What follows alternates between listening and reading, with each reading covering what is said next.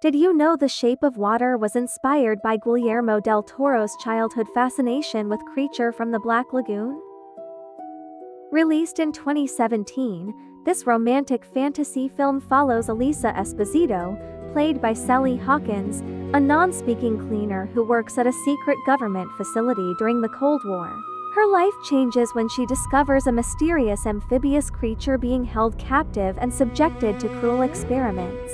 Elisa forms an unexpected bond with him, and their relationship eventually becomes a love story between two outsiders. The film was a massive critical success, earning an incredible 13 Academy Award nominations and winning 4 Oscars, including Best Picture and Best Director for Guillermo del Toro. For fantasy romance lovers, this movie is a must-watch. We give it a 9 out of 10. Make sure to check out our other video on The Shape of Water.